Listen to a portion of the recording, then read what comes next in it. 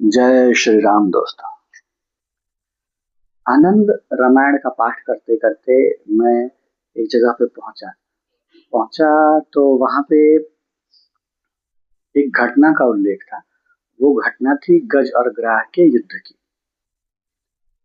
मैं जिस जगह से हूँ, जहाँ मेरा होम टाउन है, वहां से महज 35 किलोमीटर ईस्ट और नॉर्थ की डायरेक्शन में जब हम आगे बढ़ते हैं तो एक जगह आता है सोनपुर।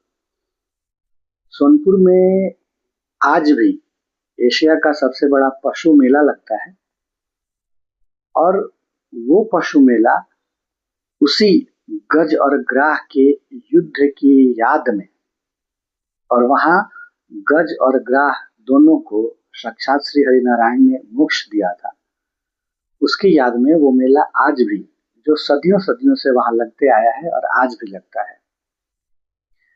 इस कथा या इस घटना का उल्लेख बहुत विस्तार से भागवत पुराण में मिलता है, लेकिन आनंद रामायण में भी इसका थोड़ा वर्णन है, जिसका थोड़ा हिस्सा मैं आपको आज की कहानी में बताऊंगा और थोड़ा हिस्सा मैं अगली कहानी में बताऊंगा। चलिए इसकी शुरुआत करते हैं। गोस्वामी जी के मानस में, मानस का जब हम पाठ करते हैं तो उसमें कहीं भी गज और ग्राह के युद्ध का वर्णन या कथा या उल्लेख नहीं आता है, लेकिन जब हम रामायण के दूसरे संस्करण जैसे आनंद रामायण को पढ़ते हैं तो उसमें इस घटना का उल्लेख है। एक राजा थे जो पांड्य इंद्रधनु उनका नाम था। वो एक बार तपस्या कर रहे थे और उन्होंने तपस्या के लिए मौन व्रत लिया हुआ था और तपस्या में वो काफी मग्न थे। आंखें बंद थी, वो ध्यान में थे, साक्षात श्री हरिनारायण का ध्यान कर रहे थे। उसी दरमियान उनके सामने ऋषि अगस्त्य आ गए। अब राजा को इस बात का भान हुआ ही नहीं कि मेरे सामने ऋषि अगस्त्य आए हुए हैं, और उनको न आया जानकर, या वो अपनी तपस्या में इतने लीन थे कि वो समझ ही नहीं पाए कि मेरे सामने ऋषि अगस्त्य आए हैं, तो वो उनके सम्मान में नहीं खड़े हुए, ना उनको दंडवत किया। ये बातें देख करके ऋषि अगस्त्य को गुस्सा आ गया और मुनि ने उन्हें श्राप दे दिया। मुनि ने उनसे कहा कि जिस तरह मेरे आने के पश्चात भी तुम मेरे सम्मान में खड़े नहीं हुए, उसी तरह तुम एक वन के मदोन्मत्त हाथी हो जाओगे। श्राप सुनने के बाद राजा इंद्रद्युम्न की समाधि टूटी। तब से वो बाहर हुए और उन्होंने ऋषि से प्रार्थना किया कि हे ऋषिवर, मैं तपस्या में लीन था, मेरा ध्यान प्रभु के श्री चरणों में था, तो इतने बड़े दंड का भागी तो मैं नहीं हो सकता हूँ, लेकिन फिर भी आपने श्राप दिया है तो इससे मुक्ति का उपाय भी बताएं। तब ऋषि अगस्त ने कहा कि स्वयं श्री हरिनारायण तुम्हारे उद्धार का कारण बनेंगे, वो तुम्हारा उद्धार करेंगे। फिर ऋषि अपने रास्ते चले गए। इंद्रदुम्न एक वन के हाथी हो गए।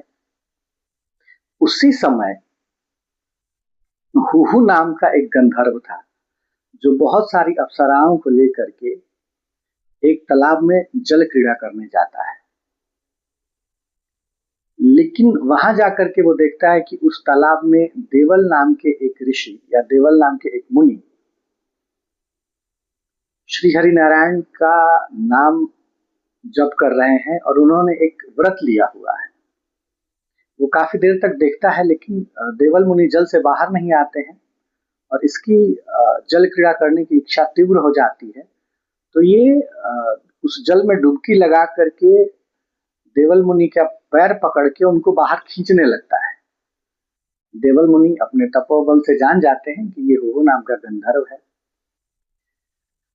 फिर वो गुस्से में आकर के, क्रोधित होकर के उसे श्राप देते हैं कि जिस नाई तू मेरा पैर पकड़ के जल के अंदर खींच रहा है, उसी प्रकार मैं तुझे श्राप देता हूं कि तू एक ग्राह हो जाएगा। तो वो मगरमच्छ हो गया। फिर उसने ऋषि से क्षमा याचना की, तो ऋषि ने कहा कि समय आने पे तू एक गज का पैर पकड़ेगा और उस गज के स्मरण के फलस्वरूप साक्षात नारायण यहाँ आएंगे और तेरा उद्धार करेंगे।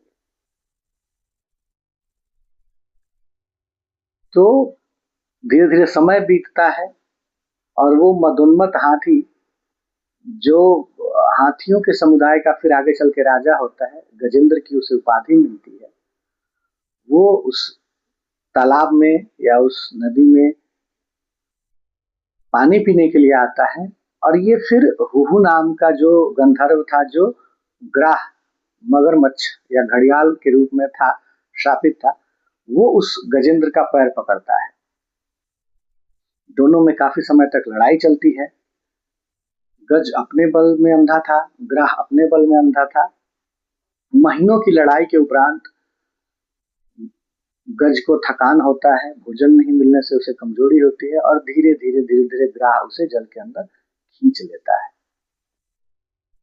तब अपने आप को हारता हुआ देख करके उस गज को अपने पूर्व जन्म के पुण्यों का स्मरण हो आता है और वो अपने सूंड में उसी जल से, उसी तालाब से एक कमल फूल लेता है और उस कमल फूल को ऊपर करके श्रीहरि का स्मरण करता है। श्रीहरि आते हैं और आने के बाद पहले ग्राह को मुक्ति देते हैं और फिर गज को मुक्ति देते हैं। ये आज की कहानी में इतना ही हिस्सा। इसके आगे का हिस्सा और है, और क्यों इसका वर्णन रामायण में आया है, आनंद रामायण में, वो भी मैं आपको कल बताऊंगा या आगे के हिस्से में बताऊंगा। तब तक के लिए आप अपना साथ, प्यार और सहयोग बनाए रखें। मैं आपके सामने और नई नई बातें लेके आते रहूंगा।